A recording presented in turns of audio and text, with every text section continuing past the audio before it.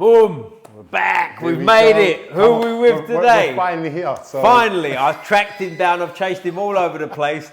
And finally, we've got him here. So between remembering the name of the event going on, where we are, Yam Power, all in between, you're going to introduce yourself. Tell us where we are. Tell us what's going on tonight. But before I do that, my new mate Chris. How you doing, my mate? Blessed Ollie.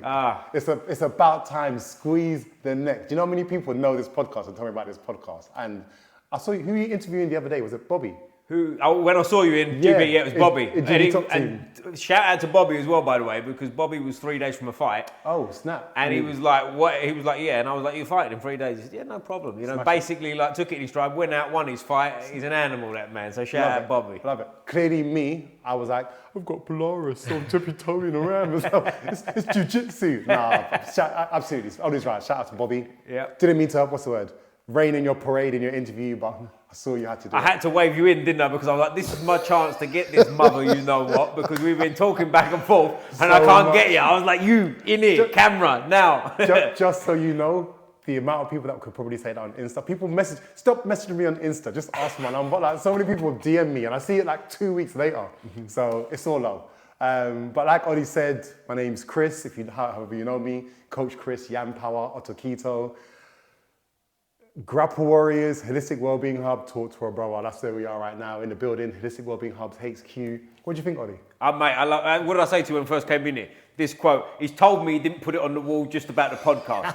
Make up your own mind. But no, will it be easy? Nope, worth it? Absolutely. I like it. So we come in here and this is like obviously an old school gym environment, this bit, right? We've got the rubber mats, you know. It looks like the sort of place where people chuck weights around and go over. One of the mirrors is smashed. It's one of them places that makes you feel like you want to train, right? Literally. And I said to you, I always like quotes like that. I think a lot of people do, don't they? You know, when there's a quote on the wall and things like that. I come in, I met your son, we was putting the mats out, there's open mat going on tonight. I didn't bring my gear because I sweated already 3, 4, 5, 6 while the camera's on. We say 10 times today, but I'm coming back with definitely. This might be a regular stop for me and get some stuff. Maybe we'll get some content out of it. We'll post some stuff. We'll put it out there because from speaking to you off camera, and we'll get into it. Obviously, the things you do here is it's important stuff, isn't it? Do you know what I mean? And it's stuff that I think is. I said to you when you mentioned about something a minute ago about old school and stuff like that. But it's that kind of vibe here, isn't it? There's that kind of like I've never sort of had a proper chat with you before. We've met a few times and whatnot, but like we're almost like long lost brothers, aren't we? Talking today, you know. And I think these things are important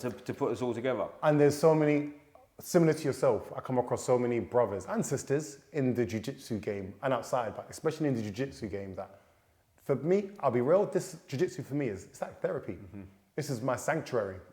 And I get to flow and roll and just leave everything at the edge of the mats. And I'm the kind of person that if I found that opportunity in jiu-jitsu, I want to share it. Right. A lot of people don't know. Either you can't have access to it, you can't afford it, or you don't know about it.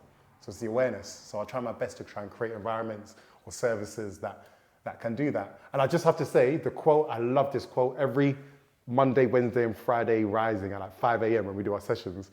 This is one of my go-tos every single, but I can't take credit for it. It's not your quote. This is the Scannell brothers. Okay. So I'm saying it right now. Damien, Thomas, Sean. This is the Scannell brothers. They're responsible for the spot in here. They've been doing this before PTing became commercial. Right, when PT was quite a strange thing. Not a strange thing, but like it was like, if you was a PT, that carried weight. Whereas now, if you say you're a PT, people almost roll their eyes, don't they? You know? It's a bit like one of them. I'm a PT. But these guys set this place up. They've been doing it, again, for donkeys now. So they're quite notorious in the neighborhood, the Scannell brothers. And I'm grateful, again, that we get to do a lot of projects together. But yeah, you're bang on the money, Ollie. This is what we're building. It's trying to build that community space. It doesn't have to be polished, doesn't have to be perfect. I believe there's no such thing as perfect. It's an illusion. Exactly. But with Jiu Jitsu as well in the community, and from the feeling I get coming here, we haven't rolled yet, but the feeling I get is like... I heard it yet. You guys heard it yet? Yet is a big word. Only 3 letters, but it's a big word. I love it. I get the feeling coming in here, it's the kind of place that we'll train, no one cares what happens, we're all going to have it, we're going to go as hard as we can. And like, because I tell you what's changed, I think, in my time in Jiu-Jitsu a little bit. Like when I first started Jiu-Jitsu, it was very much like touch, boom, boom. Yeah. No one really cared. Whereas I think nowadays, maybe it's the social media thing. There is an element, a little bit of like, I don't want to get tapped. So you don't want to get caught on. So many people are worried about going viral for the wrong reason. Right. just hear the conversation we're having right now. You're anxious now about rolling and getting caught by the wrong person because you might go viral for the wrong reasons. And there's an aspect of humility in there. Because I strongly believe, I'm not saying that I'm right, but I strongly believe that Jiu-Jitsu is about humility. Yeah. The first time I ever rolled was at one of my old clubs. And at the time, I'd come from Lions Pride. Shout out to, oh my days, Jimmy Manoir. When you said Lions Pride, the first name that came to mind was Jimmy Manoir's place, right? Yeah. So many people came in my mind. Yeah. Mo came to mind, Hassan, because Hassan took me to the club. We won't mention you forgot Jimmy's name on it. just Jim, I didn't forget your name. Edit it out. Shout out to Jimmy and Mo. And then when Lions Pride closed down, my brother Hassan took me to another gym. And sorry to cut in, Lions Pride, was it this kind of area? I never went there myself, but I heard of it. Do you know, have you heard of Reeves Corner in Croydon? Yes, of course, yeah. Where the thingy burnt down. Right. Yeah, that's where it was it? Lions Pride is literally, you can throw a stone from Lions Pride. That's where it was. There's now houses there. Oh, bless it. Muscle Effects was there before. Shout out to Martin as well. And yeah, Lions Pride closed down. So my brother Hassan, Gelezi, people know him as well, brought me to a new gym, or a different gym. And at the time, I remember one of the coaches there was like, "Oh, Chris, why don't you try this jiu-jitsu? You're quite muscly, quite stocky." And I was like, "Do you what? You think I'm going to put on pajamas and roll around with grown men, sweaty? Like, nah, I'm good, thanks. I just knee him in the head or give him a little elbow." Had my first roll eventually, and I got wrapped up. I got entangled. Jada Pinkett would have been proud. Like, we've all been there. We've all been there. And it humbled me. So I had to swallow my pride, swallow the ego, and just get down to it. Mm-hmm. And your first role, was this at Lions Pride, your first ever role? No, funny enough. Oh, this was after, this was when you went to the new gym, right? Yeah, so take us back a bit, because beforehand we was talking, we'll work along, because I want to hear a lot, because you said about football, you played football before, right? What did you do growing up? Where did you grow up? And how did you get into sort of sports and athletics and whatever else you've done? I don't know if you have enough time to go for the growing up. I've got as much time as you want. You tell me. Born in Clapham. My area, that is more my way. Oh, really? Yeah. Whereabouts in Clapham? Well, I'm an Elsfield boy, but I'm just up the road. Yeah, born in Clapham North. Yep.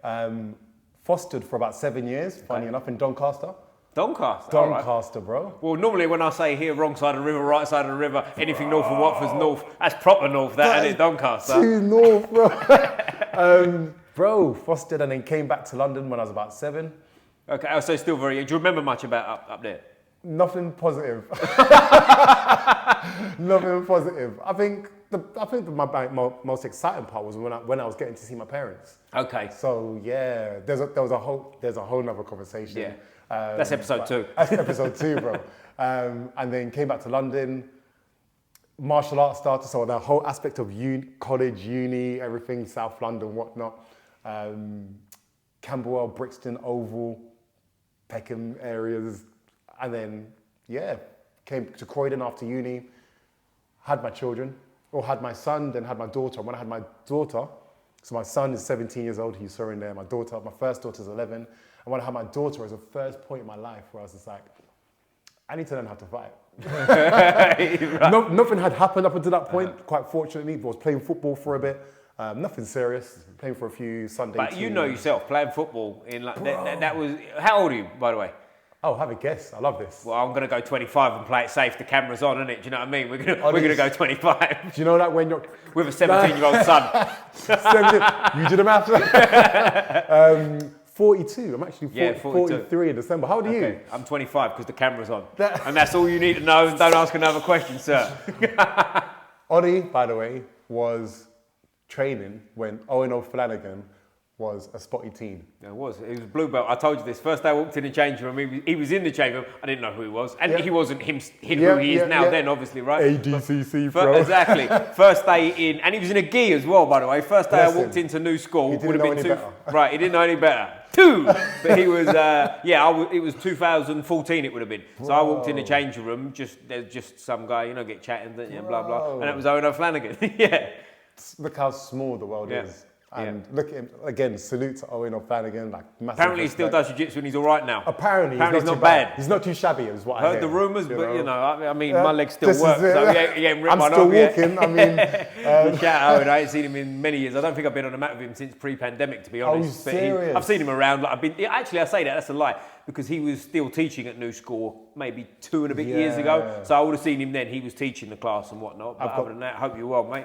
I've got mad respect for Owen. I'll openly admit, not that is anything to hide, but I was doing privates with Owen during lockdown. So a lot of my lockdown was spent. Oh, was you? Using that little crew. Okay, cool. Because sharpening. Right, we were training because it was illegal to do so during the pandemic. Yeah. So I know nothing. I know nothing. It was online training. It was just like, move your hand up there and then put it. Move to the left. Move to the right. The things we did, bro. Well, do you know what? At this point, during the pandemic and stuff, you remember when they was calling it a bubble, I think, right? Where you could. I had a friend who was a purple belt at the time who lived by himself. Yeah. I lived by myself, so we used to meet up in his living room and put or like a 3x3 mat and just have a tear up 3 days a week. What you're supposed to, isn't so. Yeah. If you're not doing jiu-jitsu during lockdown, like what really are you doing? Are you really even? Yeah. What are you really doing in a lockdown? Like, are you alive? Are you living? We're in the Matrix, bro. Flat Earth. No. This is a whole nother conversation. Episode 3. I got a feeling. I'm just saying. Episode 3, 4, and 5 coming. I'm just saying. But sorry, I cut you off. You was a footballer. No, I was not a footballer. Okay. So funny enough, was you a good footballer? I thought I was. Right. We all did. And I'll tell you the honest truth. After lockdown, because I was playing football before lockdown with a few Sunday teams. You still going as like an adult? I was. Right. I was playing football and coaching my younger brother's team at the time, Seymour Villa, Tundridge League, quite a while back when I was still working in the bank. I was working in the bank for like 15 years. Oh, mate, you've done it all, haven't you? Jesus Christ. Nightmare. Chris for president. Well, I was in Barclays Bank, and again, shout out to Barclays Bank. Because it created a lot of opportunities for me, a lot of experience and training that I had, a lot of great people, a lot of great staff, great human beings, but it just wasn't for me. Right. Banking it was never for me. It was something that was great to learn from. And then I resigned just before lockdown. Oof, good timing. I resigned. I had obviously none of us had any training, and not for the best reasons either. It was more of a crisis moment. It was a case of, what's the word? Identity crisis. Okay. It's not me. I'm going in every day, Canary Wharf. The trip into Canary Wharf, going on a public transport. I'm like, it's not me. I'm like feeling like a zombie. It's a funny trip, Canary Wharf, isn't it? I used to work in a gym in Canary Wharf years ago. So when you go over there, it's in London, obviously. For anyone who doesn't know, it's outside. But when you go there, it's like going to a different city, isn't it? It's a strange place. It's a concrete jungle. It is. It's a very strange sort of vibe when you go there. I like Canary Wharf, don't get me wrong. But there's an element of like, you might as well be going from London to, not Birmingham distance-wise, but you know what I'm saying? Like a different kind of like, it's a different city. You're spot on. It's like an industrial. Yeah. It's like an industrial area, zone. Like it's just, for me, it's all I feel is building after building after building. It wasn't really natural, and I love natural, I love organic. I'm a modern day hippie. Mate, I do the grounding. Is there a pair of Vivos you got? Bro, these I normally wear Vivos. There we are. We should get some kind of commission for this. There you go. I've got the 5 fingers. Oh, yeah. Okay. So come with the V-brims as well. Sorry, son. What's that? What's the shop you're ordering from? I don't know. Uncle Thomas ordered it. Are they here? Yeah. Oh, what? Do you need to tell them? Yeah. Oh, Thomas is calling me. Here. Sorry, bro. That's all right. No, take your time. This is how we do it. It's nice and natural. Say hello to the podcast, mate. You're on. You're famous now. You made it. Go and show them that, son. Yeah. Canary Wharf, concrete jungle. Canary Wharf, concrete jungle. And it's like an industrial estate. And I just felt going there every single day and having conversations, because I'm a talker. If you haven't figured it out, and I would love to just have conversations with people. And when I was talking to people like my CEOs, stakeholders, like colleagues and that, so many people who have, in the corporate world, made it. Right, okay. So they were the big dogs, and I was talking to them, so many of them, and the general experience I'd have is they were all depressed. Really? Not all of them, but said all of them. We take your first answer. Yeah, but a lot of them were, and no disrespect to anyone, but a lot of them were just not fulfilled. And when and I'm a passionate guy, I'm like, oh, so what is it you love about this kind of thing? It's like, yeah, at the time I did this, and then now I'm in this, and I feel like I'm caged or I'm not happy with life, and it kind of started to depress me. I was like, oh shit. You're earning the salary that I think I want. You've got the title I think I want. You've got the team and the respect that I think I want. But everything else you're talking about outside of this and your family, and you don't really want to go home because you're not happy about your partner and the life that you're living. And I'm like, what am I working for? Like, what am I actually working towards? And I started to have a massive reflection on, is this really for me? Right. And then I had to just I'm so blessed and grateful that I've got a lovely lady. I've been with her for like 22 years now. just gone September. It's the month. Mate. Bro, I'm not saying it's been easy. That's episode 6. I need advice on that one. Jesus Christ. not saying it's been easy. Not saying I've been an angel. I'm not saying I've been like the perfect partner or anything. I don't know if it exists. But I'm just very grateful that my lady's had so much patience and she's seen me go from rock bottom to up and down, and we're still going from strength to strength. And it's taught me so much about even myself. And then seeing our children, you just seen my 17-year-old walking in. I've got a bloody teenager for crying out loud. Unbelievable. Unbelievable. That's like, what do they call it? Adulting, do they? Like you've got a son that can speak back and stuff. Oh, what's my date of birth, son? Oh, here we go. Put him on the spot now. Oy, what's my date of birth, son? 28th of December 1982. Did he get it? Did he get it? Wow, handshake for the son. Wow. 80. You missed the beat there. You should have He said did. 64. You would have done him on camera. Well done, son. I get this all the time. His favourite joke is, Mummy, Daddy, when you guys were younger, was everything black and white? There you go. I was going to say, this is black and white. Yeah, exactly. Yeah. I'm like, that's a dad joke Yeah, for a son. It's terrible. It's always welcome here. You know, we welcome it. And yeah, I literally had a, call it midlife crisis, I don't know, just a point, and reckoning just before lockdown. Right. And I was like, something's got to give. And there was other things in my life that I was doing that I just wasn't proud of, relationship-wise. And I just thought, something's got to give. Because just can't, I'm turning into a version of a man that I can't be proud of, and I can't be proud of with my son or with my daughter. And I'm setting an example to them that I wouldn't want them to become themselves. I wouldn't want my daughter to make herself vulnerable in that way to men of that nature.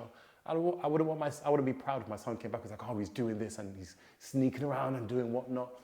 No matter what the title is, no matter what the salary is, no matter what the income, or there's no excuse for, just being that kind of, anyway, no judgment, because we all go through it, trauma, whatever it is that is for it, but there's also solutions. So I wanted to become just a better version of me, and something, I had to sacrifice something. And for me, I was like, you know what, maybe I have too much wealth, maybe I had financial wealth, maybe I had too much title, maybe I had too much ego and arrogance, and I was irresponsible with it. So I was like, okay, I'm gonna have to then swallow my ego, take a step back, lose some of the salary, and just start from scratch. And Brave thing to do with kids, isn't it? Bro. It ain't like you're 21 or your son's age now, 17, and going, I'm giving up my job. Like you're a proper man at this point, aren't you? So to do that and like go after like we'll come on to what's going on now, but man, big thing, innit? But then, and you're right. But then I had this weighing out. For me, it was weighing out the options. I was like, I can either live in the prison of what my mind was at the time of I can't, and I think that's what the trap is. Oh, I'm too old to do something new now. Oh, I can't. If I do this now, what would everyone think? Oh, everybody's relying on me. I'm the guy that's all of my mates would at the time were like, oh, you've got the sports car, you've got the flashy suits, the long jacket, the long suede jacket, all the little, what would I say? All the masks on, all the illusions that I was trying to portray of what I thought success was at the time. And then there's coated in the fear of the external judgment. What if I leave it? What if I lose the friends that I have? What if people stop talking to me? And this actually happened. I remember the week I sold my sports car, the second certain people found What was the car? I call it sports car. It was a Golf GTI Sport. Okay. It says sport in the name. It's got to be a sport car in it. I thought you were going to tell me a Lamborghini. I was going to go, bro, Oh, shouldn't have sold no, it. no. Don't do it. I've never been a car guy. Right, okay. Never been a car guy, but I remember driving past, there was a Volkswagen dealers in Beulah Hill at the time. And I remember driving past, I used to drive past it to go to work. And there was a car with just a white Golf, rims, whatever inch rims. And I used to see it every day programming. And I was like, I have to have that car. And the second I got promoted to being a manager, I was like, that's my first investment. Out the way, I'm going to the showroom. Forget the mortgage, forget the family and the kids, sports car. You don't need new trainers, boy. You're all right. But yeah, sold the car, and within a week of me selling it, my contact list went down very quickly. No, people were going, no, he's not that anymore. But it's a blessing because at least it weeds. They ain't your mates, are they? It weeds out the people who aren't meant to be there, and it wasn't everyone. It was just a few people, and then it was like, Raj, you know what? That's what I started to need to do. I need to take off all the things, all the shiny things, because everything that glitters isn't gold. That's what Thomas, one of mates, says all the time. And take away the shiny things. It's the people who are around you when you're at your lowest, who you know, you should be around them, and it then shows you a version of yourself that's like, oh wow, do you know what? I can be vulnerable. I can stop putting on the act that I'm Mr. Macho, Mr. Get into any fight. And so what, you got a Lamborghini now, is it? I thought it was yours podcast time. Yeah. I'm just saying, I'm more of a G-Wagon guy myself. He didn't say P-Wagon, by the way. Hey, whoa. I'm just saying. Make sure we pronounce it right. The accent don't get in the way. G-Wagon. But like, take us to your martial arts, mate, because it sounds like you did some other martial arts before you got into jiu-jitsu, by the sound of your outlook. Because before you answer, I can relate to that too. The old and it was actually Canary Wharf. I had my first sort of grapple, to be fair. Where? It was in a LA Fitness at the time, West India Quay. I don't know if you know. I used to work in there. Wow. So there was a guy, and I won't mention names. How many bloody gyms have you worked in? All of them. Name a gym. You've been in New School. I'm not even going to go through it. All the new schools. There's 3 new schools. Cheam, Brixton. Battersea, the original, the headquarters, I guess you'd call it, right? So that's the one where I, started really learning. I did a little bit before that, but that was where I really started learning. And then obviously Reese, who I've known, we were white belts together on the mat. Shout out to Reese. Bailey, that is. Yeah, exactly. If you don't know, then you shouldn't be listening to this turn off podcast. anyway, because you're no good here. But so me and him was like, we didn't know each other before, but we were sort of starting around the same sort of time. We was white belts on the mat together. And then when he started Brixton, I started teaching some classes and going down all the time. Reese is a beast, by the way. Yes, he is. But anyway, again, anyone watching this would know that. Okay. If you don't know, as I said, you're no good here. Turn off. This is no good. He's been on the podcast way back. I've got to get him on for an episode 2, by the way. Shout out Reese. There we go. Shout out Reese. I don't see him often enough. I'm at his school a lot, but Reese is at that level where you have to be. You have to book an appointment. Oh, is that what it is? You have to book him in. Well, listen, I'm the morning guy, so I'm there like as you said, 5 a.m. We don't start that early, but we're close enough. We're 6:30 class, 7 class there actually. Cheam 6:30. I'm just saying, Reese, book an appointment. Hey, Reese, you book an appointment. How about that? This should be an honour to be on Squeeze the Neck. I only had to chase him for 3 weeks to get him on. You know what I mean? But so I was in there. Side note, I was in there doing that. Before that, I'd boxed, and there was an MMA guy in there, and I won't tell you who he was because of what I'm about to say next. Okay. Right? But he was like, I was boxing, and I was looking at it. That won't work. I don't need none of that. I'll just like punch him in the head. I'll just punch him in the head. He won't know I was hit him sort of attitude, right? And he did it at MMA. And the reason I didn't say it was because he wasn't that good at MMA. I think, but like the reason I said it because I was doing a bit of striking sparring with him, and like he wasn't very good, right? Yeah. And then we did a bit of grappling, and I'd never grappled before, but I was still doing pretty well against him. Do you see what I'm saying? So like that perked my interest, and then from there I got into confidence was boosted. Right, exactly. So he helped me out a lot. He who shall remain nameless, because I sound like I'm coating him off, don't I? But I am intrigued. You wouldn't know he was. You'd never hear of it. He just worked in the gym. Do you know what I mean? And he was. He said he was an MMA fighter. Who knows if he was an MMA fighter? Bro, right? one of the first MMA sessions I had before Jimmy was, funny enough, somebody who I used to work with, who again will remain nameless, and I went to my first MMA class where was it? In Beckenham. There was a club that was behind in Beckenham. What's this place called? There was a kids centre in Beckenham. Not Banditos. Banditos? Not sure. Something like Banditos. And there was I think a Fitness First above it. Oh, okay. And the guy took me in there, and it turns out now, looking back, he was just a PT. No disrespect, but he was a PT. And we went for an MMA class, put on gloves and everything, and we literally were just, looking back now, we were just wading into each other. The good old days, huh? The good old days. When a man could go into Fitness First, put some gloves on and punch fuck out of another. And that's what we did for like a good hour and a bit. Yeah. That was actually quite dangerous. Could have gone wrong, couldn't it? Could have gone wrong. I can't believe we didn't break anything. Like, seriously, think back at it now. But again, love to the guy, because I would like to think it was good intentions, but who knows. And then from there, I went to, where is it? What's this gym? Flaxman. Okay. Brixton. Okay. So I grew up in Brixton, like near Mansfield, and then one of my brothers, Chigs, has always been trying to get me into, shout out Chigs as well, Chigs Terry, talented Mr. T. Chigs has always been doing like martial arts. Again, very renowned, very respected brother. And he was doing Muay Thai under Team Red Dragon with Julian. Shout out Julian as well. And so Chigs eventually got me down to Flaxman, started doing a bit of Muay Thai striking, met quite a few brothers in there as well, Marcus, Lee, a lot of people, Musa, there's a lot of brothers that I met through there, Kieran. And then from there, Chigs connected me to Jimmy, because he was like, Jimmy's closer to you, you're in Croydon. I knew Mo, because I used to do weights with Mo in FX Gym, and Hassan was also there, so it was beautiful.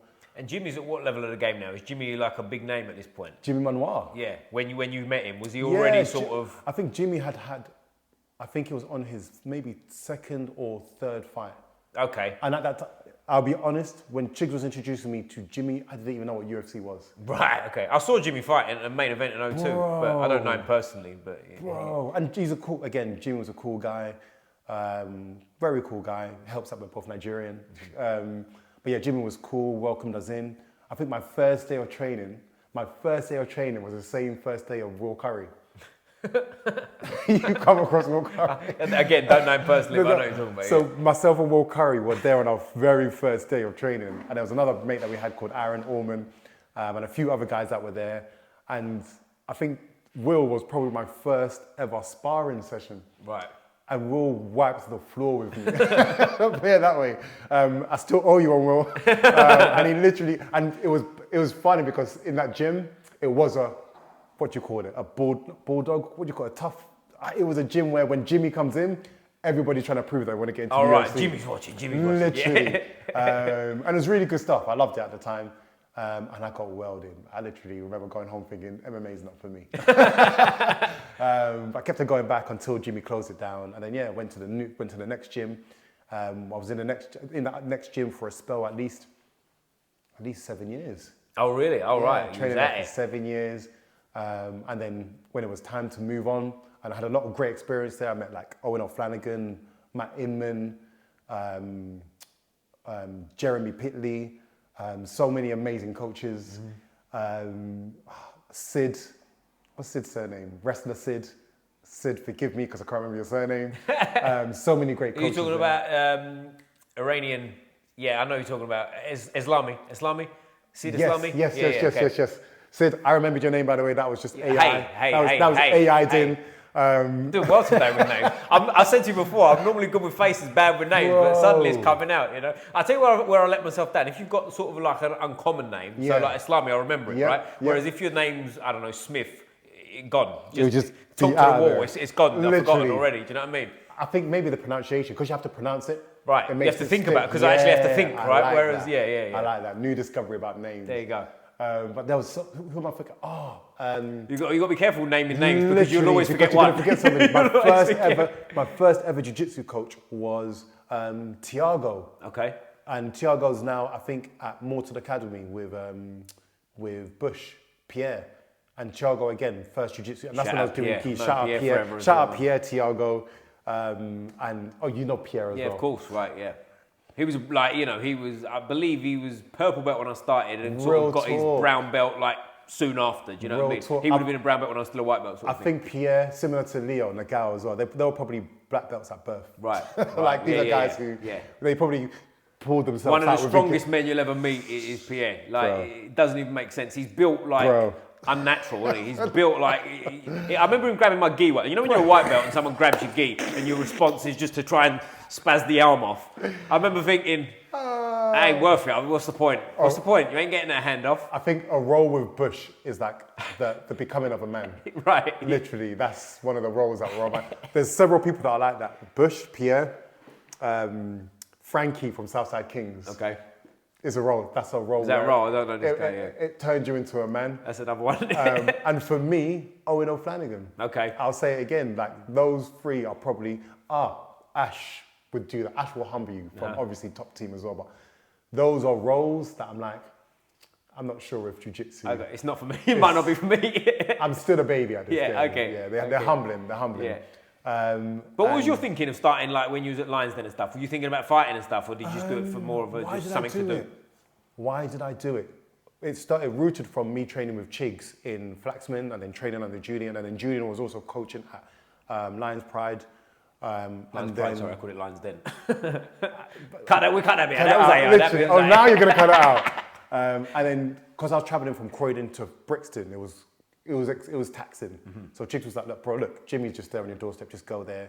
What was my thought process behind it? I think I was getting into a lot of squabbles in football. Right. Funny enough, I've had more squabbles in football than I have in doing martial arts. And again, when my daughter was born, I just thought I just need to learn how to defend, not even to defend, at the time it was to fight. Right. And I realized now it's actually to protect. Yeah. So I went into full protector mode. I wanted to learn how to do it properly. And looking back, thank heavens, I never got into an actual real fight with anybody that knew how to fight. Because this is the reality now that we're martial artists. We're like, it's like, no disrespect, but it's like walking around as a lion around amongst, I don't want to say sheep, more like deer. I don't know. Like, but you view things different, don't you? You realise, I think most men would, I mean, definitely, not probably, they don't know how vulnerable they are. Do you know what I mean? Everyone's got some muscles and stuff, thinks they're a bit of a tough guy, right? But then, listen, as you go through, like, I don't mean through belts when I say through the ranks, but you know what I'm talking about. Like, as you start, taking your licks and sort of feeling what things are, you start to put the pieces together a little bit, don't you? And you realise very quickly, the people that can fight the best are the people that don't look like they can actually fight. I'm now at a mindset, you never judge a book by its cover. No. It's some of the best athletes that I know, and obviously I'm training at top team now. So you're around some people that can fight a bit. That can handle themselves. Worst case scenario. These are some of the most humble, loveliest, like biggest smiles, like properly embracing guys that I'll come across. So when I'm driving freaks and you get people, like you get donuts, like a road rage or whatnot, I'm just like, it's all right, mate. It's all good. You get people that want to square up and like, mate, it's all right, it's okay. I'm okay to be humble, It's like, it's not that important. It's like, oh, come on, mate. Look, you good-looking guy. You've got your missus there. You're trying to prove it to. It's all right, mate. It's not worth it. You don't want to fight me. There's no point. And I think that's what the beauty is about martial arts. It creates that perspective.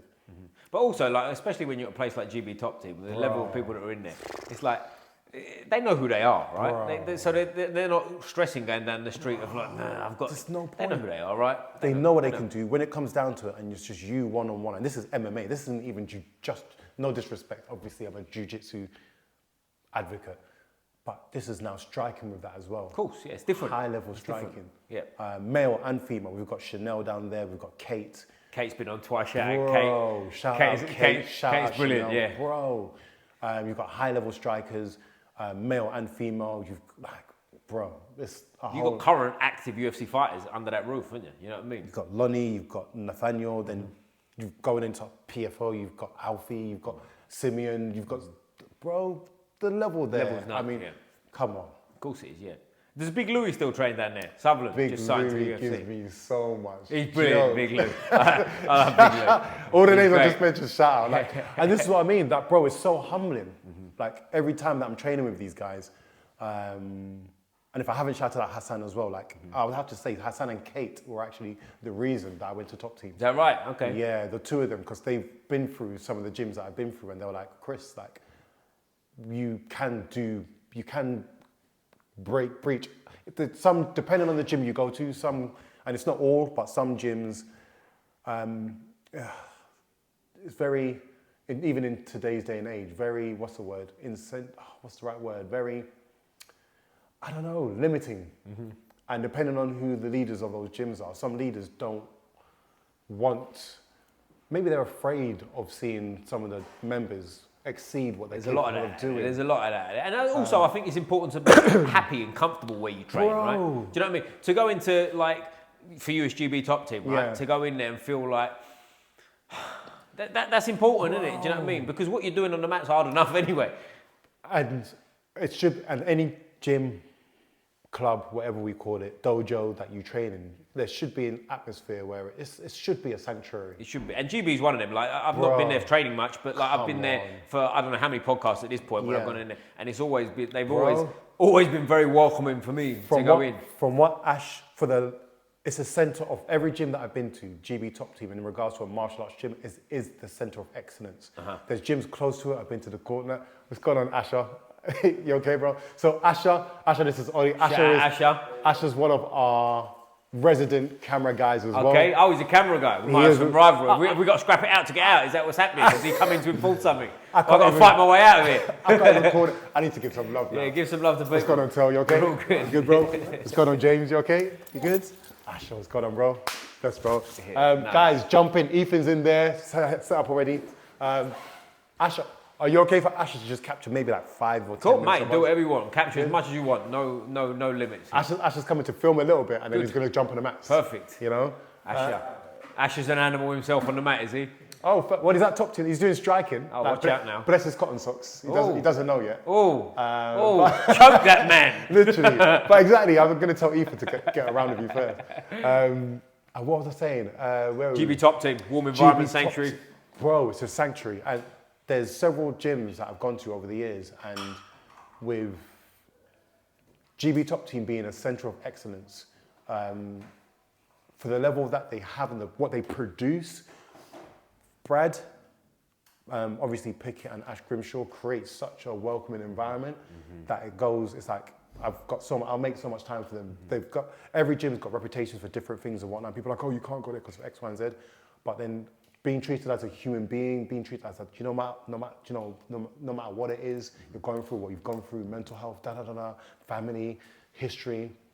Let's just get it on with the You get the feeling that these kind of places are good people, man, you know, because it goes a long way. The two places that I go to regular that are not sort of my home gym where I train at is like obviously GB Top Team where you've seen me a lot, and Diesel Gym over East London. Oh, 10th Planet. Of course, 10th Planet. I go up there on Saturday mornings. I go up there Saturday mornings for leg lock class, right? So you go in there and what kind of vibe is it? Like, so I've been there at least twice to the 10th Planet of the Diesel Gym. Jamie and the guys, again, shout out Great Jamie guys. and the guys. And so welcoming. Yeah. And then, from what I understand, and this is why I had to leave my previous gym. And no disrespect to them. Again, I'm grateful for a lot of opportunities they created. I started coaching there.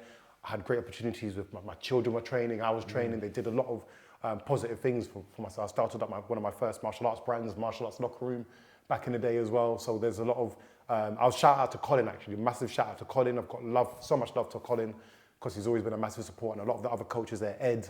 There's a lot of people there who I give a lot of kudos to. But when I went to 10th Planet, again, another great place. High level, we obviously know what 10th Planet is reputable for, and just such great work. They were so welcoming. No politics, no nonsense. Bro. Just jump on the mat, that's it. I'm going to make a point. I'm going to shout out some gyms.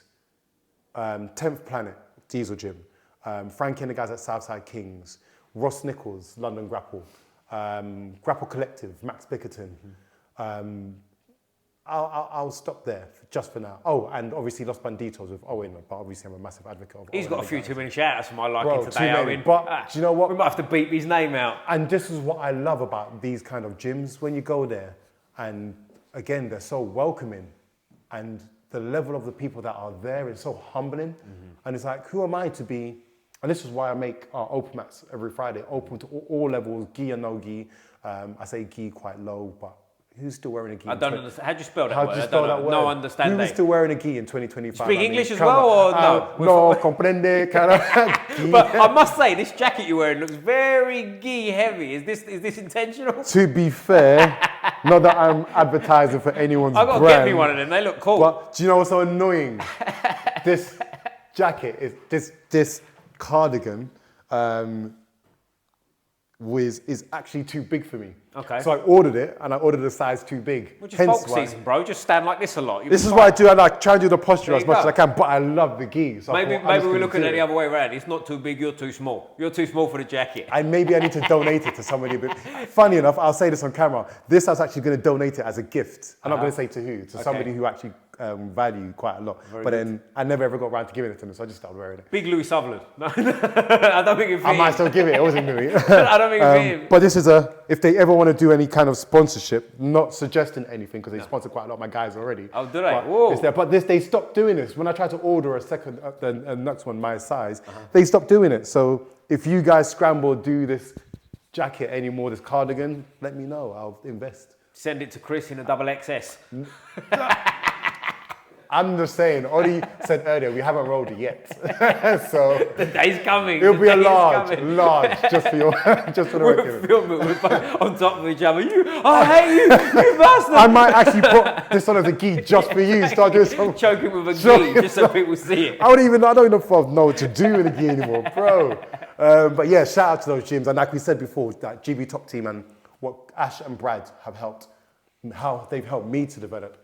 And again, shout out to every gym that I've trained, because everyone I've trained with, every gym that I've trained has contributed towards that.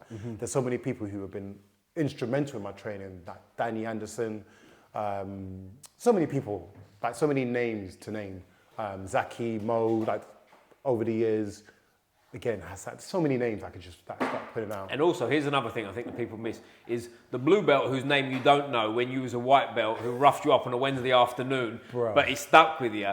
They all helped, didn't they? Do you know what I mean? Because we've all had that too. It's true. And it's do true. you know what I mean? Like the nameless face that you wouldn't remember if you passed him in the street now, but it was a hefty, hairy-chested blue belt when you just started that roughed you up and showed you a little something that sticks with your game. They're all important, aren't they? Do you know what you just done? You reminded me of who my first jiu-jitsu role was with. It was actually with Daryl. I don't know if you've had it with Daryl, Rumble Johnson. No, who's with Daryl? Daryl, who's his cousin? His cousin's ex-UFC. What was it? The dentist. What was the dentist? Oh, Darren Stewart. So Darren's cousin. Oh, was a guy okay. called Daryl Rumble Johnson, and he was my first That's jiu-jitsu interesting. role. Small world, because I don't know Darren personally. I don't think I've ever met him either, but he was the guy who I said to you who should name.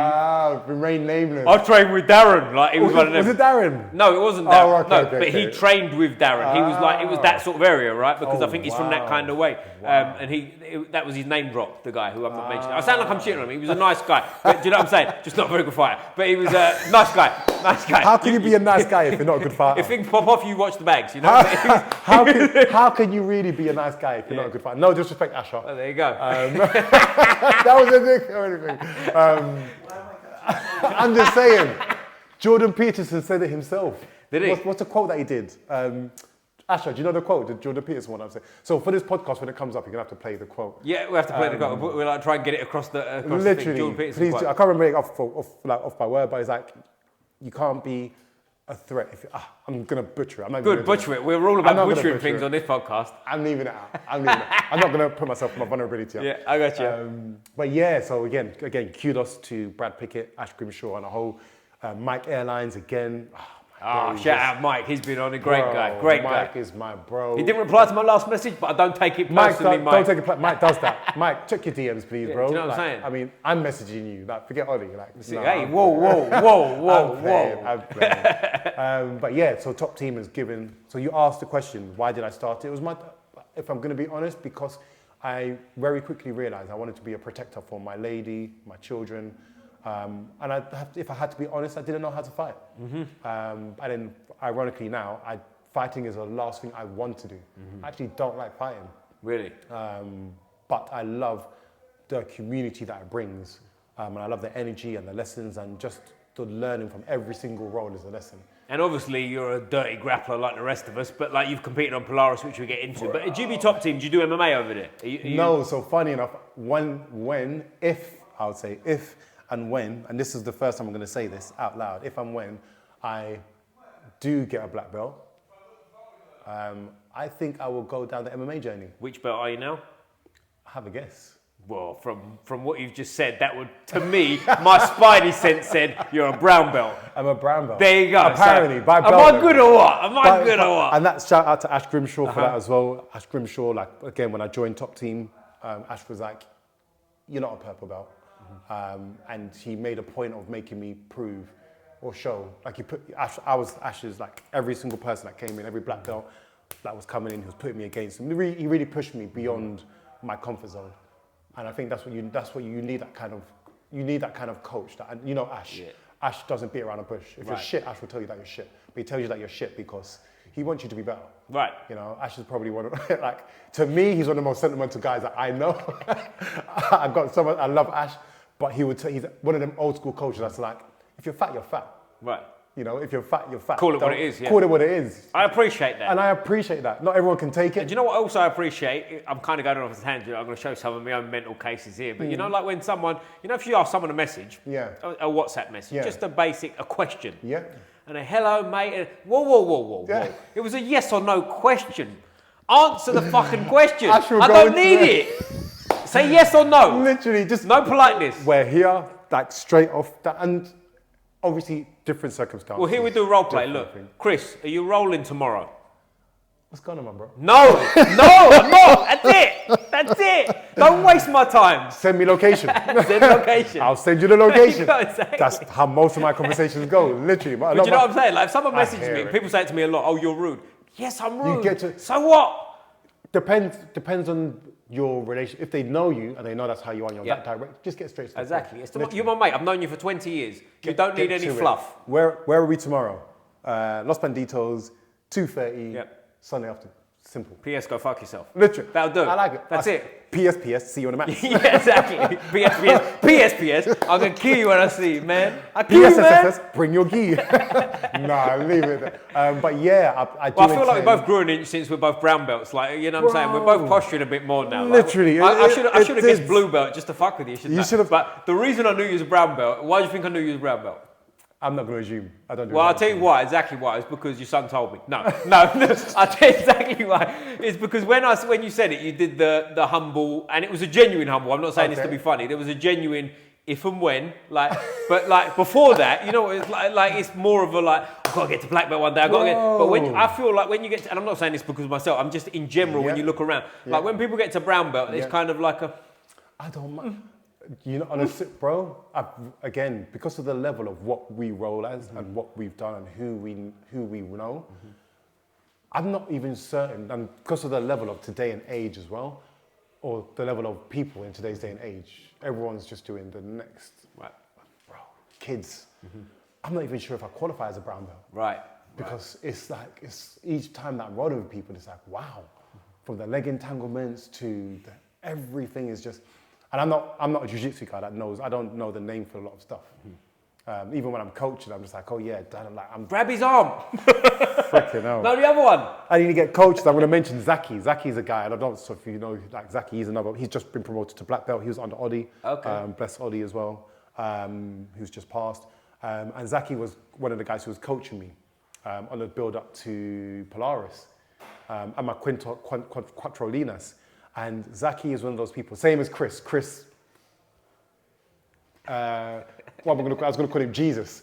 Nazareth, Chris Nazareth. Yeah. I'm going to call him. Chris Mackie. I'm going to call him Jesus. Chris Jesus. I've rolled a bit with him back in the day, Elevate. Chris was my first ever experience of, what's it called, rubber guard. Really? Yeah, brilliant guy, Chris. It wasn't brilliant for me, it was emotional. Don't go and look at the video. I don't know why I'm saying this on camera. Have you trained up there as well, Elevate, have you? No, so again, for the build up to Polaris, I went to Chris. Chris was my guy. Chris was my, like, all right, okay. of anyone Small who world, knows, isn't it, man? We know everyone. Bro, of anyone who knows 10th Planet, who are you going to go to apart from Chris? You know, and Chris did some beautiful stuff, but I'm using Chris as an example. Chris and Zaki, every other word that came out of their mouth was jiu-jitsu encyclopedia. I was just like, I'm really not a brown belt. Everything like these guys were like exchanging and. But here's the thing, and here's the point, and like, because I'm more similar to that. Like, I'd sort of pride myself on being effective over like a million names. Not the one's right or wrong, but I tell you where it clicked with me. I don't know if you know a wrestling coach called Lubo Kumbarov. No. So I shout him out a lot. He's like, for me, just amazing. Changed my game. I met him when I was a blue belt, and he was like, basically, do this, keep it simple, pressure, use your strength physically, boom, boom, boom, and whatever. That's not a direct quote, he doesn't speak like that, but he sort of took me under his wing, and he's a 4-time national freestyle wrestling champion in Bulgaria, right? Savage. Smaller than me, but when he grabs you, he's got this sort of loose and fluidness to him, but then when he wants to crush you, he might as well weigh 150 kilos, you're not going nowhere, right? But he changed my game massively, and like, when it was like, because I've been in situations with that too. Like I've said about it on here before. Like I was teaching a class once and a white belt said, when you go from K-guard to this to Berimbolo, and I looked at him and I was like, mate, firstly I got no idea what you're saying, but secondly, just choke him. Stop. Literally. Stop. You know, like again, and not to go on about my teaching, but someone asked me once from Mount, how would I armbar? And I arm triangled him. And I said like that. You know what I'm saying? Keep it simple. What are we doing? And you've always got that one kid in the class that's like, coach, that's it's like, yes, I know. Yeah, exactly. So what? Did it work? Hey, Exactly. don't overcomplicate it, you know? But anyway, we digress. Bro, and we have to. But I think there's an importance to both because like 10th Planet, when I go over there, I love the rolls over there. Yeah. I love it because obviously it's very leg lock heavy, right? Yeah. And I go to a leg lock class, so it's even more leg lock specific. So when you go with somebody, I've got to shout out Tom as well over there. Tom Dwyer, I'm butchering his name, but check him out. He's brilliant. He's he's a blue belt. He ain't a blue belt. You know what I'm saying? He's one of them. You know when he goes to blue belt. Sandbagger. I'm not insinuating anything. It's about time for an upgrade. Oh, it's not Tom that's won several comps recently. Probably, yes. He won Rollers Club Jiu Jitsu.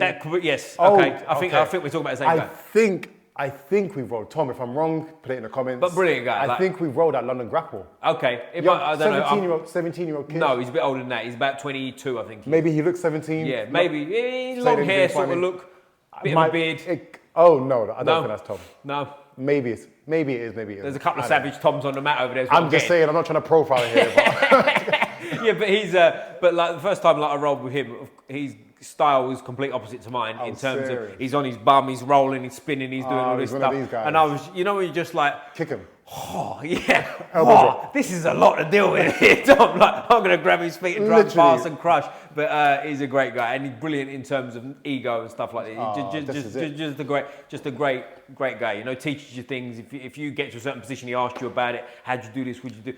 On and on and on and on. But the game nowadays, the reason I've gone on that kind of rant, if you want to call it that, is it doesn't need to be cult-like anymore, does it? We should be able to go. I'm not saying if you start day one and you're a white belt and you've got a stripe and you're feeling yourself, you should just be able to go everywhere you want. But I think once you're at a certain point, you've been around a long enough time, you respect the game. It should be able to go to places. I agree. You know? Look, bro, I think I was a blue belt, and I went to Birmingham. Any time I'm in Birmingham, I go to the Gracie Barra. Is it Gracie Barra? Baja, yeah. It is a Gracie Barra, and Jacob and the team there are again. Gracie Barra, from what I knew from one of my previous clubs, Gracie Barras are one of the most guys, the guys who are very cliquey. Yeah. Bro, I don't think I've been welcomed so much. Really? Yeah. And again, Jacob and the guys, they run, I think it's Brownio, it's a Brownio. Yeah. They run British Open. Okay. British Open? Is it British Open? BJJ Open in Coventry.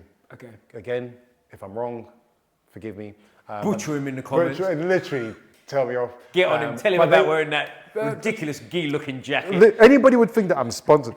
Look, I've just realised I'm wearing a bloody Progress up as well. You've lost the crowd. I'm sponsored by, this podcast is sponsored by Reality, so you've lost the crowd. Literally. You've lost the dressing room, they're saying football, isn't they? He's lost the dressing room. And the guys I've been, like Browdio, Jacob, I've been, again, that's going to a whole nother city. And what do we get? Welcomed. Yeah. I've actually been there to that gym years ago. Seminar. There was Gary Tonin, John Danaher, all the boys up there. Years and years ago. I'm talking, this would have been 2016. John Danaher. John's on my bucket list. Yeah. And that's my brilliant guy. Amazing real seminar. Talk. Amazing guy. Gordon Ryan was there as well. Wow. And I'm assuming this was before he started taking supplements because he weighed about the same as I did and he's a lot taller than me. Does Gordon Ryan take supplements? What? You wash your mouth out. How dare you? You disgusting human being. You're disgusting. Shame on you. I'm just very naive to this game. I mean, supplements. I think he might be doing more than beef. But he's, great seminar, great vibes. John Danaher is... I thought it was like 8, is 5 a day. I don't know. Yeah, I don't know, mate. Again, we don't, no habla, no piquetti English, you know? Wow. But they... I've been up there to that gym. I don't know. Wow. I felt like I felt the need to go. I've been there. But it's a good. It's the energy. Again, what we're talking about is having nowadays. I think there are more gyms that are turning into that. There's people who are just creating a massive. We had our grappling industry for our father and son program. I think you were going to mention it. Yeah. We're going to come to it in a bit. That we've just done here. We've done a 12-month program. Coaching fathers and sons together on the mats at the same time. Brilliant. From entry level to their first ever comp. And are we talking like young boys as well, sort of like from the 4-year-old bracket? We actually have. Who we got? Honourable. No. He can't come in. He's not allowed in here. How do we have the honourable Mr. Forrester in the house? Believe it or not, I know him as well. Are you serious? What's going on, Uncle Stu? Uncle, did you get? He's hitting the mid. So now my podcast is being bombarded. We'll have to hold the mics now, so it's close to his mouth. Let him tell you a thing or two about life. Wow, look at the world. Look how small the world is. Listen, so Ollie, I met Ollie when Ollie was a no stripe, no belt, nothing. Oh, he's changed. Yeah. But don't, man. I'm sweating here because I know what's coming out of his mouth next. No, to be fair with Ollie, came in super strong, neck, don't bother attack the neck. You can't tap him from the neck. Oh, real talk. Thank you. Absolutely right. You can't, right? Get my notepad. But Ollie came in, just a solid guy, solid in and out. I can't say this. I say this on camera, but solid in and out. I love it. From being tough wrestler, tough grappler, practitioner, mentally tough, I remember he first started doing the wrestling and how he's got to now. Everything about it's a complete change. So yeah, the foundations come from New School BJJ. Right? I appreciate you. I didn't think he was going to go that way. I thought he was about to slaughter me for a second there. Asher, I appreciate you, man. We've got a full episode with you. Can you pass a Kleenex that's over there, please? Because Ollie's sweating up. I was more sweating because I thought he was about to slaughter me. It's tissue. It's tissue. Old school. Top man. Let me leave you do an interview, honestly. They said Chris is doing an interview. I was like, really? Did you bring your kit? I've got my deed, you know. He's got his what? He said he's got his what? What's that word he just used there? I don't know. He said in 2025, he still said it in public. I mean, shame on you. I'm sorry. There'll be a few gay people out there as well. That's quite nice of him. I was sweating because I thought he was about to come in and say, "Don't listen to him." I'm putting that. What do they call that? Pin that on Instagram, don't I? At the top, so everyone sees it forever. We'll pin that. I like. No, I've no shit. Like as you said, like he was purple belt when I first started, and he would have been. I think I might be wrong on this, but I believe same as Pierre we mentioned earlier. They might have got their brown belt even if it wasn't the same day, it was the same sort of time. Do you know what I mean? Really? So he was that purple belt, got his brown belt when I was still a white belt type thing. So I've known him for. What's that, like 11 odd years now? Wow. You know? Yeah. Wow. Yeah. The world is so small. It is a small world.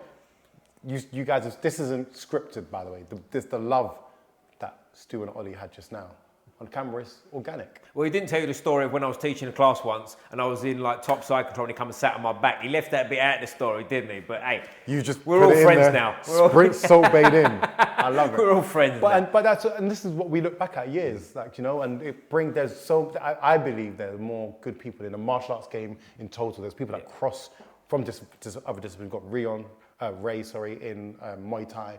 We've got, there's so many people that go across. You've got Hot Shot, Dwayne, shout out Sinclair for boxing. You've got so many different disciplines. I knew him years and years ago from a club. I don't know him personally, but I think we boxed on a few shows together. Lovely guy. Who did he box for? Was it South Norwood and Victory? I think that was his club. Know. I believe that was his club. South Norwood and Victory would make sense. This kind of area, right? So probably most likely. But South Norwood and Victory. He had like a he was. I'm 99% sure. If I'm wrong, Dwayne, again, hit me up. Dwayne, I'm sorry, I'm not doing any justice for shouting you out, but Dwayne was coaching boxing at Lions Pride when we were at Lions Pride, right, and then at the club that I was previously at. Yeah. And again, stand-up character. Yeah. Well, we spoke back and forth a little bit quite a while ago about doing the podcast. I don't know where they got. Maybe I should chase him up. So we'll have to try and get him on. Dwayne, jump on it, if you can. Because he was, as I say, South Northern Victory. I boxed for a club called Elsfield, and we boxed on shows together. So without really knowing him, do you know what I mean? You know who he is. But again, the whole purpose is good characters. There's so many other people in different fields. Like we've gone through quite so many different disciplines now. So many people mentioned Sid, Chuck. There's so many different fields and so many different people with good character. And I think what I've experienced, same as every industry, because the question I ask myself is, what's the difference anywhere else? There's that risk of good people ending up in hostile clubs or hostile environments with the wrong people who are the owners of the club or the leaders or the head coaches, and that puts you off the discipline. There's so many people I've spoken to over the years that when I'm talking to them, saying, I've got this program that's happening, a holiday camp or this father and son program, and people are like, you know what, I tried Jiu Jitsu at this place, or I did this at this club, and the coach at the time, or the owners, was just a prick, and I'll never go back. And it's like, that's... You can't have that, because that tarnishes it all, doesn't it? I don't want to get into it. There was a girl who I trained with in Brixton, actually, and she had a very sort of sour experience elsewhere. And she gave up jiu-jitsu, throw her geese away, and then it took a long time of sort of seeing Brixton, shall I try, shan't I? And she eventually did, and now she loves it. And I believe she's a blue belt. Do you know what I mean? So she's back, to rebuild that, and it's trust. Same as any relationship, isn't it? And jiu-jitsu, again, martial arts for me is a relationship. And it's funny you say that. There are a club that I've been in, not just a club I've been in, but several clubs I've gone to, and I'll call it out. A lot of the challenges that I've seen is when women want to train. Right. And I've had quite a few women and females who I've felt that have reached out to me and like, Chris, I'm going through this issue with this club, and this person said this, and it's misogynistic. Is that the right word? Misogynistic. It is now. Or it is now. I'm making it. Or I've had this narcissistic experience, this guy who's just treated me for different reasons, and it's disheartening at times because, again, I've got my daughter, and a lot of the decisions I've made for clubs, in fact, one of the last clubs that I left because I was thinking, I wouldn't want certain people coaching my children. It's important, isn't it? In the public eye, we do the Rosie-O-Yerba or a community club and whatnot. But behind closed doors, I hear things that you say about some of your favorite coaches and some of the things that you say about the students that are here and the members and the parents. And that's always a red flag to me. You know, when you see someone talking about someone behind their back on the mat, that's always a red flag to me. And I try my best to be an integral person. Yeah. Even to the point where sometimes people don't like you're saying, say the truth, say it as it is kind of thing. And not everyone likes that. And I think there's doing that, then there's also, if there's something that you can't say to somebody in their face, don't say it. Exactly. There's nothing wrong with saying I don't like that person. Yeah. But you ain't got to go, do you know what I mean? And like dig him out in front of people. Because that's when it goes to it's on you then, isn't it? You're the fool, really, aren't you? And in my immediate thought process is, if you can say this about somebody who, again, in front of this person, you're like their best friend and shaking hands and hugging, what would you be saying about me? Right. You know? Yeah, exactly. Because I'm not the easiest guy to get along with. Some people, I guess I'm like Marmite. Some people don't like me or they like me. Probably more the latter. And yeah, I'm like, yeah, for me, that's not okay. And I'm doing my best to raise my children with values and principles and integrity. And I always say I'm a doer dad, not a sayer dad. Right. If I'm telling my child, okay, I want you to do martial arts, I want you to do football, I want you to do anything, I want to be a dad that can actually do it and show them, even if it's not me being the best at it. I want to at least, like when I was on Polaris, when I got the contract come through and it had the option of who am I taking as my corner. Like, no disrespect, and Ash knows, I spoke with Ash as well, the first person that came to my mind was my son. Really? I took my son on my corner. Yo. And I'm like, I didn't know that. Who else am I going to take?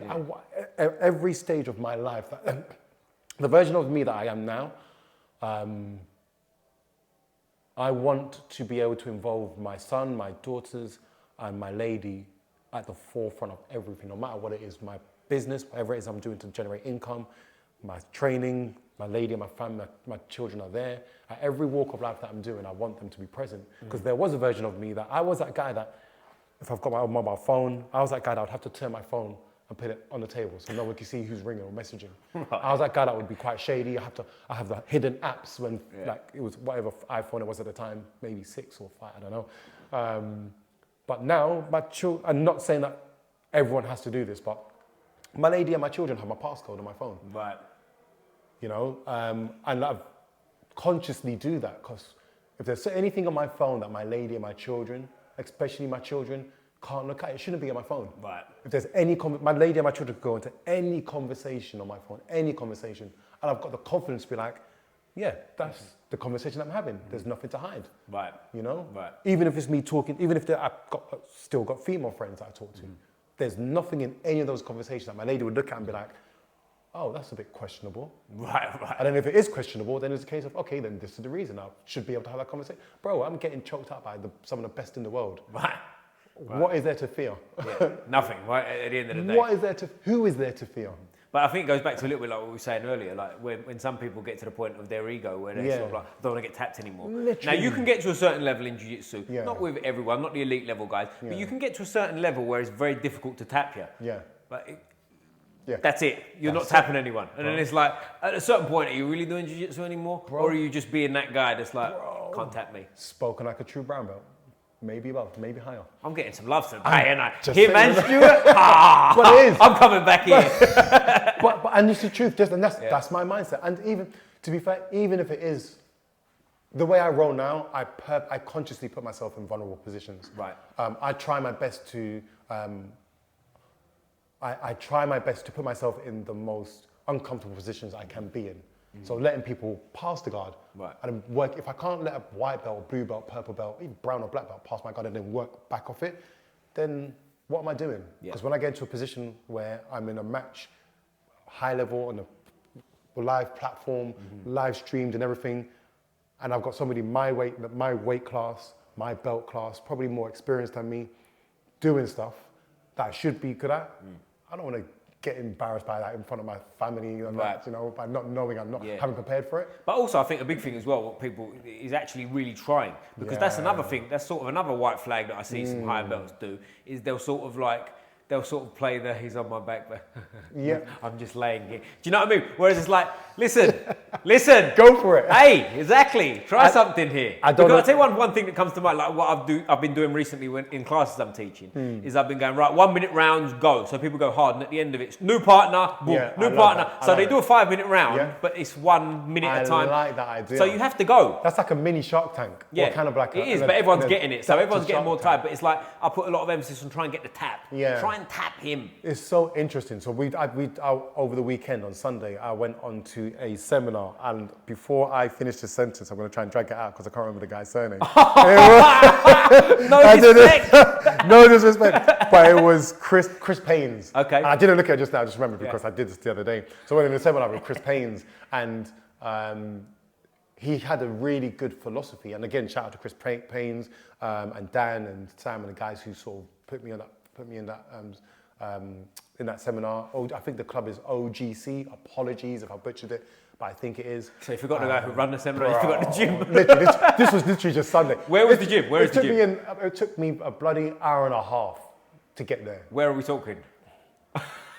Is it Guildford? Bro, Guildford, okay, It was cool. off ends. It was in England, yeah, I got it. It was somewhere in where, England. look, when I was driving it, I literally drove past the Pfizer field. Okay. Not even the building, it was a Pfizer field. I was actually worried, like Okay. seriously. What I saw was a sign for Pfizer and then bushes. And They got me. They got literally, me. they finally got around to me. Where is this place? Guildford. Okay. No, Horsham. Horsham. I know Horsham, not Guildford. Horsham. Bro. Anyway, and the purpose of me mentioning Chris Payne is because he said something the opposite, contrary to what you said, which is what I don't do. He was like, when he's coaching in his gym, they're not allowed to submit. Yep, okay. He said he stops his guys from submitting. He rolls them, and hopefully this isn't taken away from your seminar. Still go to Chris Payne's seminars, it's really good. But he lets them get to a stage where they're rolling. They do stages of their attacks. Yep. And then once they get to the stage where they pass or whatever the goal is, Yep. he stops them. They're not allowed to submit. Right, okay. Because he doesn't want it to become a gym where everybody's just going there full submission and then riding on ego. No. And I was like, I actually love that concept. I do. Because I tell you what I like as well is a meaning to your role. So what I'll do with people sometimes is like hold them inside control. That's the game. You hold them inside control. Yeah. Person on the bottom, Yeah. get up, but person on top, keep Yeah. inside control. I love You know that. what I mean? Because it's like, you know yourself how long you've been training. If you can keep someone in a position and make them uncomfortable, the submission becomes easier because they've got to go nuts to get out of it, right? And like I teach a lot of things where it's like, they're definitely not IBJJF legal, but like, you know, put your forearm across someone's face, put your knee on their chin, just because what are they going to do? They're not going to stay there. I don't know if you saw Polaris or my Polaris match. I'm still quite emotional. I apologize to everybody. I apologize to Polaris. I apologize to my team, and because a lot of people were even myself, I was trying my best to go for a submission. Well, not trying my best, but I was going for a submission. I wanted a submission. I wanted to, come on, man, submitting somebody on Polaris. Submitting a 10th planet black belt on Polaris. Come on, son. Come on. But the guy, again, James Winston, I think it is, lovely guy. But from what you just described, that's part of my game. I do the Separating the birth we are, aren't we? Huh? Bro, I'm just saying. You better get a question at the end right. I'm telling you now. And hey. I said I'm not a football guy. The guy that I was against like froze up. Like he literally went into defense mode, which messed up my game. Right. Because what I was training for was I was expecting every ounce of 10th planet fuckery. I don't normally swear, but I'm going to say I was expecting rubber guard attempts. I was expecting buggy chokes. Like I was expecting every form of Eddie Bravo BS. Like everything you can think of. That's what I was waiting for. And part of a lot of my game was keeping my legs out of that because my upper body could manage it. And then he did the complete opposite. He literally just froze up and held and just defended. I was like, fuck that. I was literally spent most of the second round trying to just get around that, which again for me made me reflect on my game, thinking if somebody does that, and Ash was on the side saying, "Get the fucking round!" You can get like Ash was on the side, like screaming it down to Was me. your son there like, hey, I got this? My son is actually doing very well. He's come up to top team and good man. I'm very proud. And 17, you said he is. 17, young man now. And he's.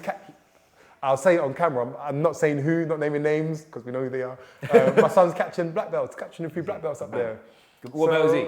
My son, white belt. Why is he a white belt? Because I knew that. He did tell me that. He did tell me that. Everyone asked. But like, why is he a white belt? If he's that good. Since we left our last club, which was about 2 years and a bit now, I've not graded him. Right, and I'll tell you why, because when I said it, I said like, how long have you been training? He said like, 600 years and whatever. And I said like, what belt are you now? Because he's 17. I was thinking, is he a blue belt? Is he a purple belt? Yeah. And he went, white belt. I said, why? If you've been training that long. And then he kind of had a grin on his face, and I said, I'm exposing him now, aren't I, Ethan? Sorry, mate. But I said, you're that white belt. You're that 9 minutes on the mat causing trouble to higher belts. And he went to me, yeah. So I was like, whoa, watch him when the open mats are on. Bro, we had a club comp the other day, Interclub, with Rollers Club Jiu Jitsu and 6162 BJJ.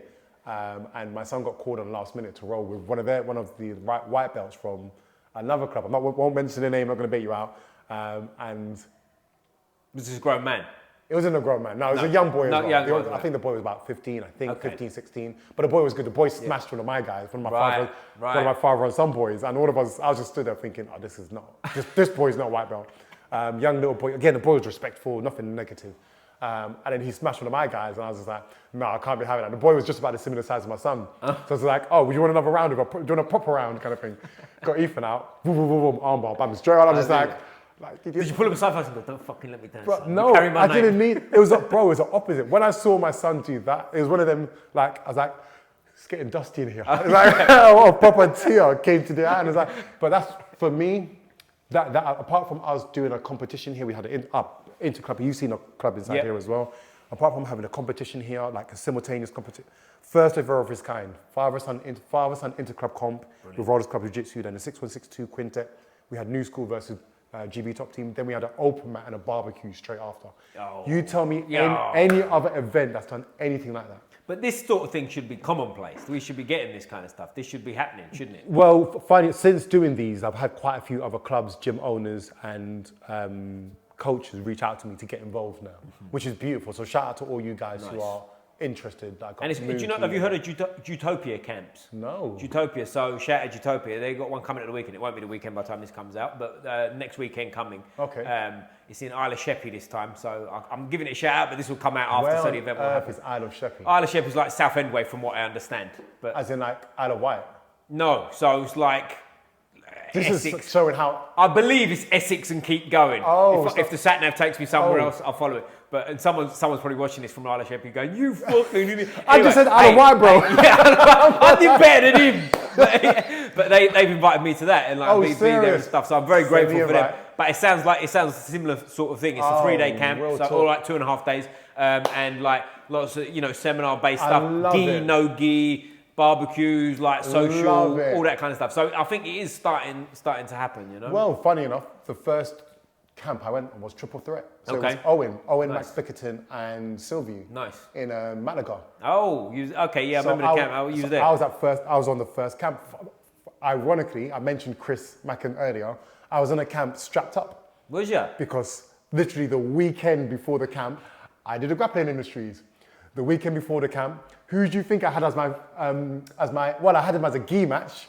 Oh, no. I don't think this has been publicized, actually. Oh, no. So I had Chris with a gi match, and I'm confident to say that it went well. And I had Chris as a no gi match straight away. And I remember walking onto the mats, and my coach at the time turned and looked at Chris and was like, you've just smashed him in no gi, not knowing that Chris is not no gi. So no disrespect, Chris. I've got mad love for Chris. He's my bro. Love him. Jesus, whatever.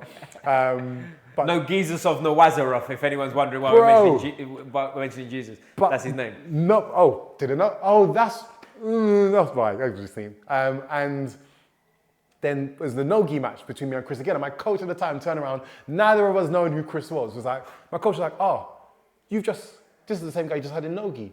I mean, in gi. Easy work. You've already won this. Bro, ouch. I literally was entangled. Before I knew it, this was Chris's game. He loves it, doesn't he, or Chris? Loves it. He's into that. And then the following weekend, I was going, and I had to go to hospital. I literally had to go. I went straight from the grappling industries to Croydon Hospital. My mate literally picked me up and drove me straight there. It was that embarrassing. And they were like, yeah, you can't train. And I was like, mate, I'm supposed to be on a flight to Malaga in the next couple of hours. He's like, you really shouldn't be traveling or anything.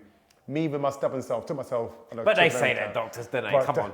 Tell me I would only take advice from a doctor who does jiu-jitsu. No disrespect, but disrespect to all doctors. Yeah. Unless you do the sport that you're diagnosing for, unless you actually do it physically, you shouldn't really. And even then, if they tell you can't do it, don't believe them. Bro, Get on with it. yeah, literally. Find the way. Find the way. I was at a Craig Jones one once in Thailand. Craig Jones. And there was a guy out there. Bucket list. There was a guy out there who had a big, massive thing on his knee. Yeah. You know, everyone's chatting to him like, what's happened here? And he was training. He was rolling, hanging it out the way, doing what he could on the mat. Pop that over here. Just like, but he said 3 days before, I think it was 3 days. It might have been 2 days. It might have been less. Yeah. It was his last training session before he flew to Thailand from Australia. Wrestling, someone popped his knee, ACL, MCL, like fucked it. Like, and he still got on the plane. But you've got animal. And I think for me, this is where it was like, funny enough, that camp was at the point where I realized, you know what, I'm actually in this game. This is me. I want skin in this game. This is something that I want to do, not just as a hobby, because up until that point, and I think that's where I feel for me, not saying that I'm right, but I think the relationship broke down with my old club. Right. Because I was at a point where I was like, no disrespect, but I need a higher level of training, and I was so familiar with the people that were around me that I was training with, that I was smashing in the club. Everybody, I was having great rounds with them and coming on top for a lot of the majority of the rounds, unless I rolled with Matt Inman or Owen at the time. Well, you smashed them boys too, is it? No, they were smashing. I said they were the main people that were smashing me. But for camera, tell it. For camera. What did you do to Owen?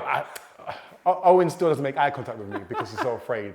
Get on camera, Owen. Bends the knee and all that. Literally. He's like, Owen stands up when he rolls with me because he's like, your jiu-jitsu like doesn't Mufasa's work. walked in the room, he's like, Chris is here. Chris is here. No, that's during our roll. Whenever I catch him, he stands up. No, I'm taking a piss. Taking a piss, Owen, by the way. He said every time he catch you. He didn't say once, every time. Oh, Owen. That's just ego boost. That's all a lie, by the way, it's a joke. Take it off. But I was, at that stage, I was just like, do you know what? I remember going to a comp and I got smashed as a purple belt.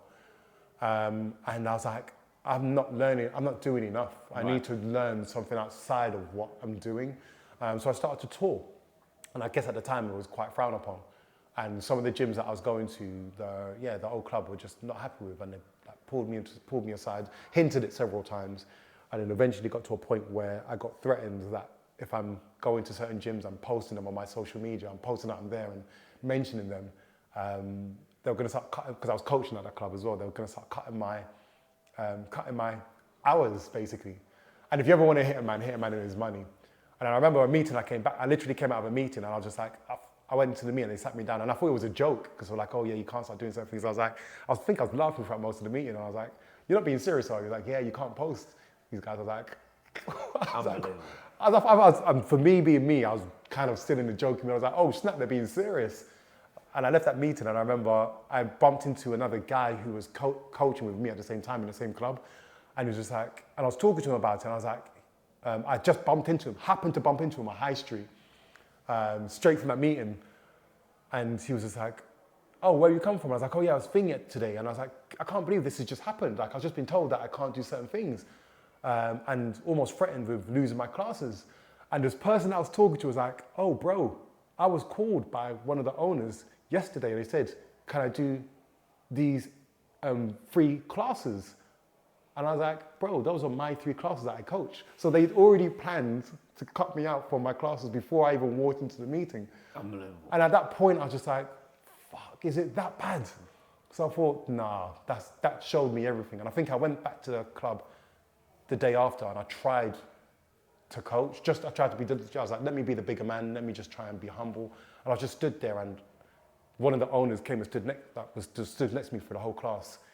And everything in me was like, don't strangle this guy to death kind of thing. And I thought to myself, if I'm feeling this way now, I don't want to be in an environment with this kind of energy and do the wrong thing, especially in front of my kids. So I thought, you know what, let me just count my eggs. That's ridiculous, isn't it? Like, because like goes back to what we said at 10th Planet again. Yeah. Like when I go over there on a Saturday morning, I go there in the new school gear, everything.